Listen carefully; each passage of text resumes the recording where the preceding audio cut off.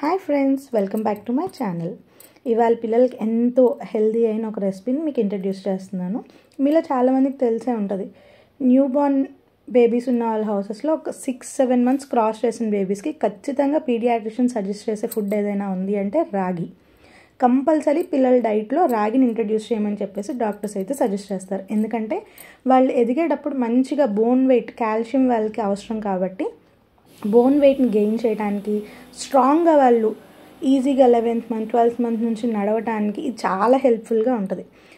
నేనైతే మా పాప 10 months ఓల్డ్ అండి. రెగ్యులర్గా రాగిని మాత్రం డైలీ వన్స్ తన ఫుడ్లో either maybe breakfast or mid meal or snack ఏదో ఒక టైంలో అయితే ఇంట్రడ్యూస్ చేస్తాను. మనం దీనికి చేయాల్సిన ప్రాసెస్ ఏం లేదు. ఒక బౌల్లో వాటర్ హీట్ చేసుకొని ఇంకొక చిన్న గిన్నె తీసుకొని పక్కన రాగి పౌడర్ ఏదైతే మనం చేయాలనుకుంటున్నామో ఆ పౌడర్ని వాటర్లో కలుపుకొని ఈ నీళ్ళు మరుగుతున్నప్పుడు ఈ వాటర్లో కలుపుకున్న రాగి పిండిని దాంట్లో వేస్తాము. స్టిర్ చేసుకుంటూ ఉంటే చాలండి, త్వరగా ఈజీగా అయిపోయింది. ఇది పెద్ద టైం టేకింగ్ ప్రాసెస్ ఏం కాదు. ఇలా ఒక్కసారి బాయిలింగ్ పాయింట్కి అది రీచ్ అయిన తర్వాత బబుల్స్ ఫామ్ అయిపోయి మనకు కనిపిస్తూ ఉంటుంది. అలా కనిపించినప్పుడు it's ready to give the child అనమాట. దాన్ని మనం కట్టేసుకొని పిల్లలకి సర్వ్ చేసుకోవచ్చు.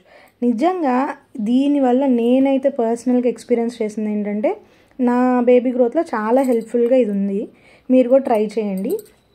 అలాగే మనం మెయిన్గా రాగి పిండిలు బయట తెచ్చుకోవడం కన్నా నేను ఎలా చేసుకున్నానో మీకు చెప్పాలనుకుంటున్నాను.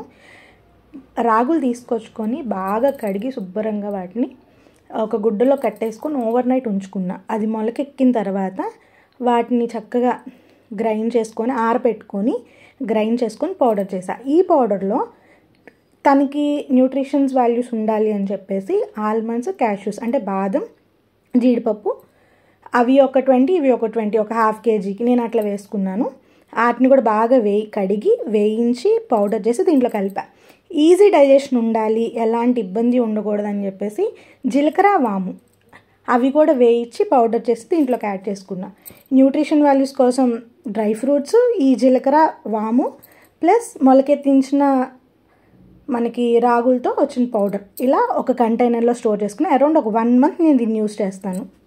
1 yearలో పిల్లలకి సాల్ట్స్ అసలు యూస్ చేయకూడదు. ఉప్పు అన్నది కంప్లీట్గా అవాయిడ్ చేయడం బెస్ట్.